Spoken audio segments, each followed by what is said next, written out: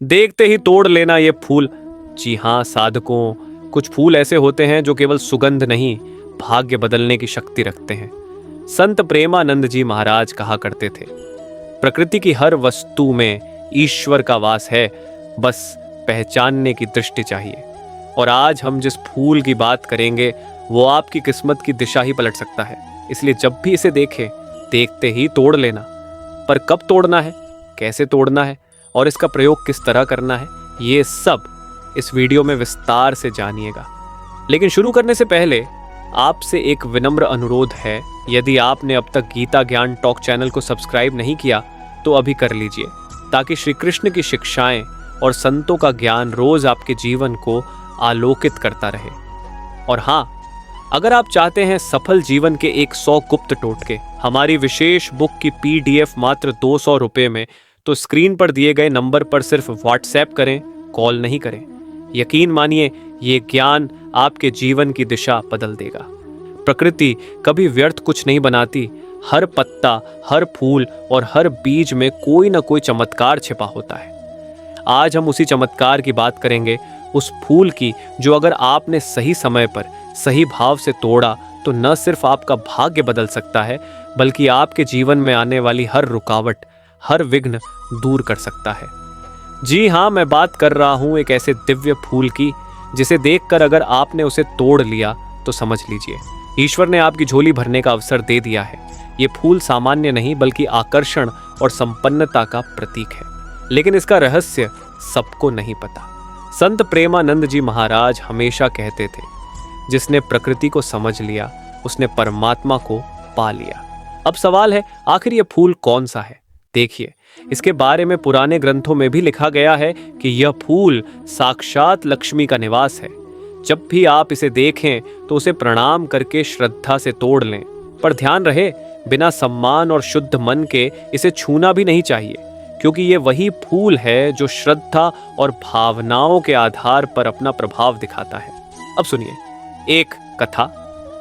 संत प्रेमानंद जी महाराज के एक शिष्य थे जिनका जीवन बहुत कठिनाइयों से भरा था। धन नहीं, सुख नहीं और मन में लगातार चिंता।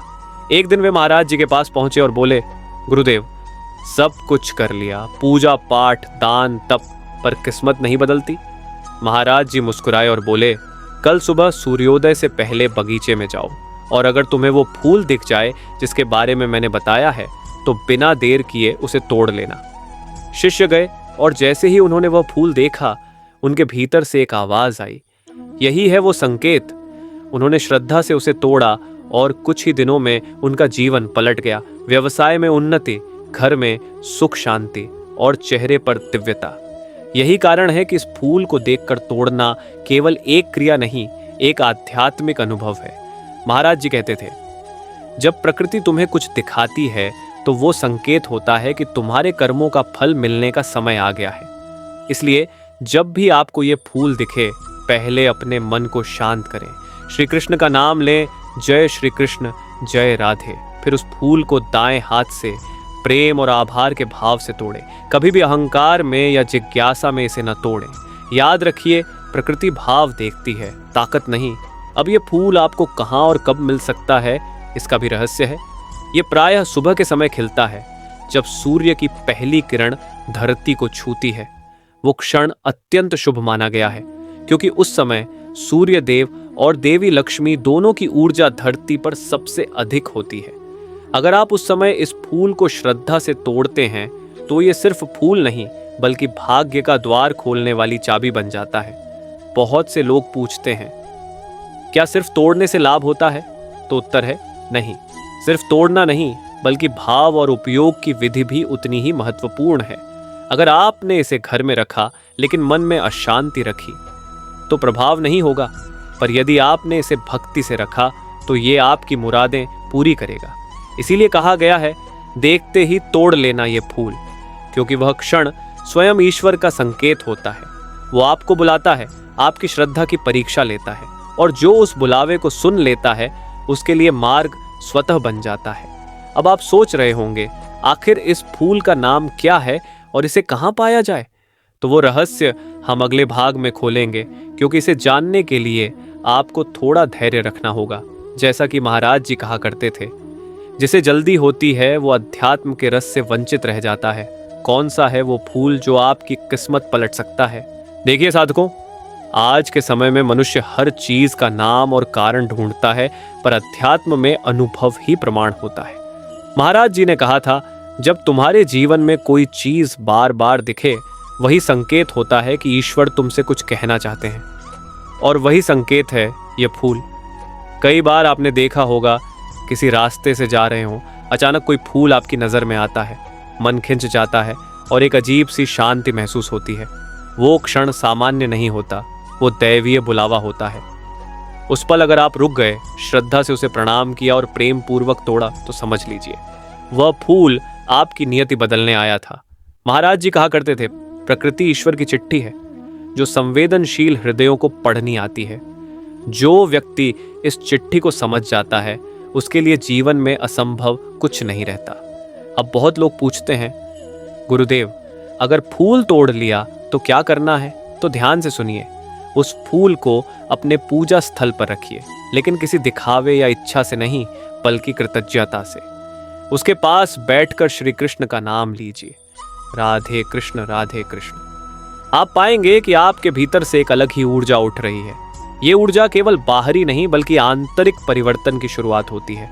यही तो असली प्रभाव है उस फूल का, क्योंकि महाराज जी कहा करते थे, जब तुम श्रद्धा से किसी वस्तु को छूते हो तो उसमें सुप्त शक्ति जाग जाती है।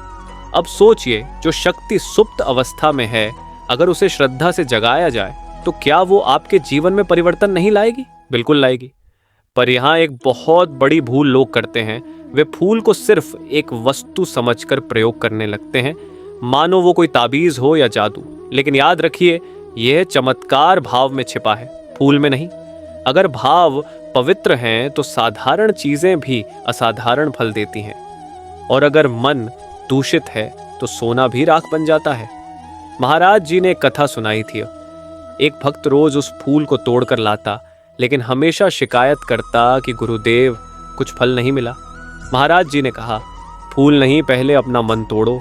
जब उसने एक दिन रोते हुए कहा, हे प्रभु, अब मैं कुछ नहीं मांगता, बस आपकी कृपा चाहिए, तो उसी दिन उसी फूल ने उसके जीवन में वो चमत्कार दिखाया जो उसने कभी सोचा भी नहीं था।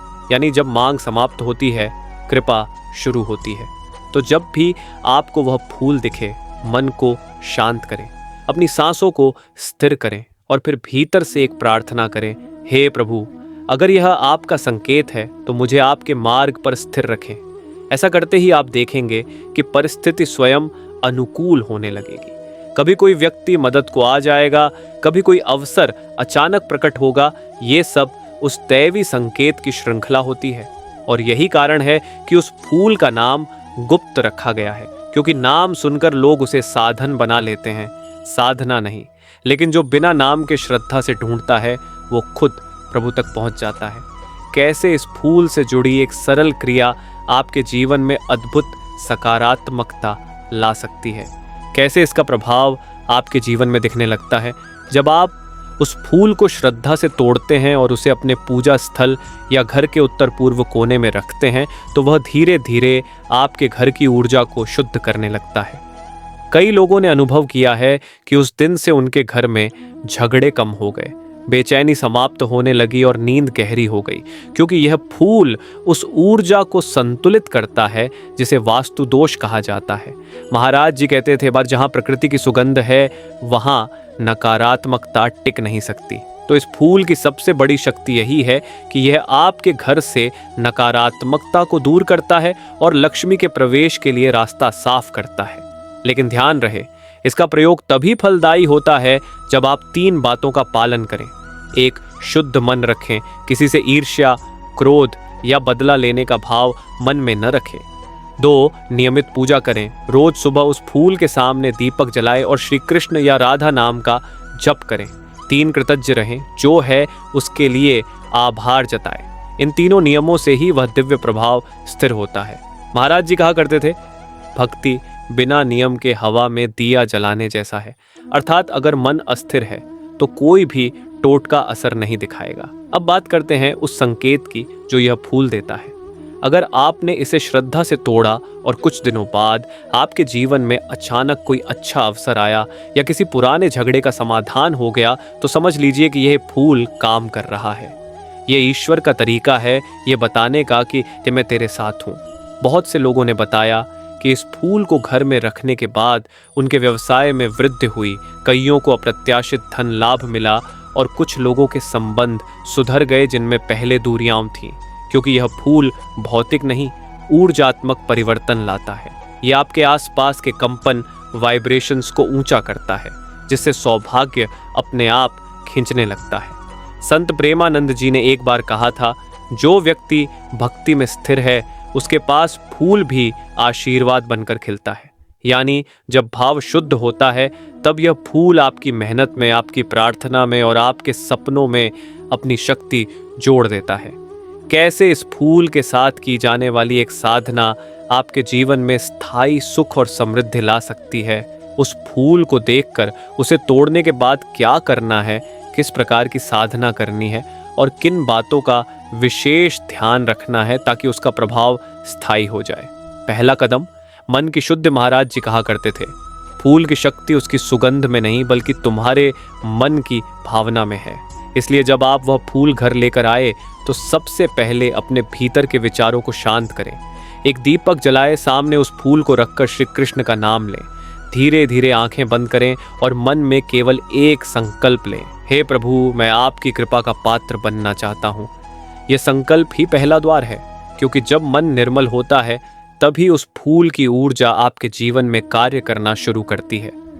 दूसरा कदम, स्थान और दिशा का चयन। बहुत से लोग यह गलती करते हैं कि वे फूल को कहीं भी रख देते हैं, लेकिन ध्यान रखिए, हर वस्तु का अपना ऊर्जा स्थान होता है। ये फूल सबसे अधिक प्रभाव देता है जब आप इसे ईशान कोण, उत्तर पूर्व दिशा में रखते हैं, वही दिशा जहां से देवी लक्ष्मी और भगवान विष्णु की ऊर्जा सबसे प्रबल मानी जाती है। अगर घर में मंदिर है तो उसे वहां रखें, न हो तो घर के किसी साफ सुथरे स्थान पर पीले कपड़े पर रखिए। ध्यान रहे उस स्थान पर कभी गंदगी, झगड़ा या तेज आवाज ना हो, क्योंकि नकारात्मक ऊर्जा फूल की ऊर्जा को निष्क्रिय कर देती है। तीसरा कदम, साधना और जप विधि। महाराज जी ने कहा था, जो वस्तु तुम्हें ईश्वर की याद दिलाए वही सच्चा साधन है। इसलिए उस फूल को केवल सजावट या सौभाग्य का प्रतीक न मानिए, बल्कि उसे एक भक्ति साधना का माध्यम बनाइए। रोज सुबह स्नान के बाद उस फूल के सामने बैठकर 11 बार राधे कृष्ण का जाप करें। फिर दोनों हाथ जोड़कर कहें, हे प्रभु, जिस प्रकार यह फूल सुगंध फैलाता है वैसे ही मेरे जीवन में प्रेम और समृद्धि फैलाए। बस इतना ही पर्याप्त है। आपको कोई बड़ा अनुष्ठान नहीं चाहिए, बस भावना सच्ची होनी चाहिए। कई बार महाराज जी ने कहा, सच्चे भाव से की गई छोटी साधना दिखावे की बड़ी पूजा से श्रेष्ठ होती है। इसलिए आडंबर छोड़िए, सादगी और श्रद्धा से साधना कीजिए। चौथा कदम, आभार और सेवा का भाव। फूल तोड़ने का मतलब यह नहीं कि आपने कुछ प्राप्त कर लिया, बल्कि इसका अर्थ यह है कि आपने प्रकृति से एक वरदान लिया है, और जब वरदान मिले तो आभार आवश्यक है। उस फूल के पास रोज एक क्षण रुकिए और कहिए, धन्यवाद प्रभु, आपने मुझे याद किया। महाराज जी ने कहा था, जो व्यक्ति आभार मानता है उसके जीवन में कृपा स्वतः बहती है, और यही आभार वह द्वार खोल देता है जहां से ईश्वर की कृपा लगातार प्रवाहित होती रहती है। पांचवा कदम, उपयोग और त्याग का नियम। अब एक महत्वपूर्ण बात, ये फूल हमेशा एक ही स्थान पर न रखें। हर 7वें या 9वें दिन इसे किसी बहते जल में प्रवाहित करें या किसी पौधे की जड़ में रख दें, क्योंकि इसकी ऊर्जा समय के साथ वातावरण में विलीन हो जाती है। और जब आप इसे त्यागते हैं तो यह संकेत देता है कि आप नए अवसरों और आशीर्वादों के लिए खुले हैं। महाराज जी कहा करते थे, जो छोड़ना जानता है वही पाना जानता है। इसलिए इस नियम को अपनाइए। जब आप पुराने फूल को त्याग दें तो अगले दिन नया फूल श्रद्धा से तोड़कर लाएं। छठा कदम, संयम और विश्वास। कई लोग कहते हैं, हमने सब किया फिर भी असर नहीं हुआ, तो समझ लीजिए कि आपने प्रक्रिया को नहीं बल्कि धैर्य को अधूरा छोड़ा। संत प्रेमानंद जी ने स्पष्ट कहा था, आध्यात्मिक फल उसी को मिलता है जो प्रतीक्षा करना जानता है। फूल की ऊर्जा धीरे धीरे आपके जीवन में परिवर्तन लाती है। कभी तुरंत परिणाम दिखते हैं, कभी समय लगता है, परंतु एक बार जब यह प्रभाव स्थिर हो जाता है तो जीवन में स्थायी सुख और शांति का प्रवाह शुरू हो जाता है। 7वां कदम मौन और गोपनीयता, यह सबसे महत्वपूर्ण बिंदु है। कभी भी किसी को न बताएं कि आपने कौन सा फूल तोड़ा या किस उद्देश्य से रखा। महाराज जी ने कहा था, जहां रहस्य बचा रहता है वहीं चमत्कार जन्म लेता है। अगर आप इसे लोगों को दिखाने लगेंगे तो उसका प्रभाव कम हो जाएगा, क्योंकि ऊर्जा का रहस्य तभी तक शक्तिशाली है जब तक वह भीतर सुरक्षित रहे। संत प्रेमानंद जी महाराज कहा करते थे, भगवान कभी सीधे बोलते नहीं, वो संकेत देते हैं, और जो सजग है वही उन संकेतों को समझ पाता है। आज जिस फूल की चर्चा हम कर रहे थे, जिसे देखकर कहा गया था ये देखते ही तोड़ लेना ये फूल, अब समय आ गया है उसका रहस्य खोलने का। वो फूल है जवा कुसुम, गुड़हल का फूल। जी हाँ साधकों, यही वह फूल है जो अपने भीतर शक्ति, सौंदर्य और समृद्धि तीनों का संगम समेटे हुए है। संत प्रेमानंद जी महाराज कहा करते थे, जवा कुसुम वह पुष्प है जिसे स्वयं देवी लक्ष्मी और माता काली दोनों प्रिय मानती हैं, यानी यह फूल धन, बल और कृपा तीनों रूपों में वरदान देता है। जवा कुसुम का आध्यात्मिक रहस्य, प्राचीन ग्रंथों में इसका वर्णन आता है कि जब भी आप सुबह सूर्योदय के समय जवा कुसुम फूल देखें तो उसे श्रद्धा, विनम्रता और भक्ति के साथ तोड़ लें, क्योंकि वह क्षण अत्यंत शुभ माना गया है। उस समय यह फूल दिव्यता की ऊर्जा को अवशोषित करता है। महाराज जी ने कहा था, जिसने जवा कुसुम को श्रद्धा से तोड़ा उसके जीवन में दुर्भाग्य पिघलने लगता है। ये फूल आपके कर्मों के परिणाम को कोमल बना देता है, क्योंकि इसका रंग लाल केवल प्रेम नहीं बल्कि त्याग और तपस्या का प्रतीक है। इसका प्रयोग कैसे करें? अगर आपने यह फूल श्रद्धा से तोड़ा है तो उसे घर के मंदिर में या अपने कार्यस्थल के उत्तर पूर्व कोने में रखें। रोज सुबह स्नान के बाद उसके पास दीपक जलाएं और राधे कृष्ण का नाम 11 बार लें। फिर आंखें बंद करके प्रार्थना करें, हे प्रभु, जिस प्रकार यह फूल दिव्य सुगंध देता है वैसे ही मेरे जीवन में सौभाग्य और शांति फैलाए। आप चाहें तो इस फूल की पंखुड़ियों को सुखाकर चूर्ण बना लें और अपने पूजा स्थल में थोड़ी मात्रा में रखें। कहा जाता है कि इससे न केवल आर्थिक स्थिति में सुधार होता है बल्कि मानसिक शांति और आत्मबल भी बढ़ता है। सावधानियां और नियम: 1, कभी शाम या रात्रि में यह फूल न तोड़ें। 2, इसे हमेशा दाएं हाथ से तोड़ें और पहले मन ही मन जय श्री कृष्ण जय राधे कहें। 3, फूल तोड़ने के बाद इसे धरती पर न गिराएं बल्कि सीधे एक साफ वस्त्र में रखें। 4, हर सोमवार या शुक्रवार को नया फूल तोड़ना सबसे शुभ माना गया है। महाराज जी ने कहा था, फूल का तोड़ना मतलब उसका अंत नहीं बल्कि उस ऊर्जा को अपने जीवन में आमंत्रित करना है। इसलिए भाव सच्चा होना चाहिए, दिखावा नहीं। जवा कुसुम से होने वाले लाभ, घर की नकारात्मक ऊर्जा दूर होती है, आर्थिक रुकावटें धीरे धीरे समाप्त होती हैं, ध्यान, पूजा या जप में एकाग्रता बढ़ती है, मन में शांति और आत्मविश्वास का संचार होता है। एक साधक ने महाराज जी से कहा था, गुरुदेव, मैं जवा कुसुम रोज चढ़ाता हूं पर जीवन नहीं बदल रहा। महाराज जी मुस्कुराए और बोले, फूल नहीं बदलता, भावना बदलनी चाहिए। जब भाव बदलता है तब फूल बोलने लगता है। और सच में कुछ ही महीनों में उस साधक का जीवन बदल गया। साधकों, जवा कुसुम का रहस्य केवल पूजा या टोटके तक सीमित नहीं है। ये फूल हमें यह सिखाता है कि जिसने प्रेम से लिया उसने ईश्वर को पा लिया। हर बार जब आप इसे देखें तो याद रखिए, ये आपके जीवन में शुभ संकेत लेकर आया है। देखते ही तोड़ लीजिए पर मन में आभार रखिए, क्योंकि यह फूल सिर्फ आपके घर की शोभा नहीं बढ़ाएगा बल्कि आपके भाग्य की दिशा भी बदल देगा। अगर आपको यह वीडियो अच्छा लगा हो तो लाइक करें, शेयर करें और गीता ज्ञान टॉक्स चैनल को सब्सक्राइब जरूर करें, क्योंकि ऐसे ही दुर्लभ आध्यात्मिक रहस्य और संत प्रेमानंद जी महाराज के उपदेश हम यहीं लाते हैं। और कृपया नीचे कमेंट में जरूर लिखें राधे राधे, ताकि पूरे कमेंट सेक्शन में भक्ति और सकारात्मकता की ऊर्जा फैल सके। और हाँ साधकों, अगला वीडियो बिल्कुल मिस मत करना। वो वीडियो है, ईमानदारी कब बर्बादी का कारण बनती है, ये 4 राज जान लो।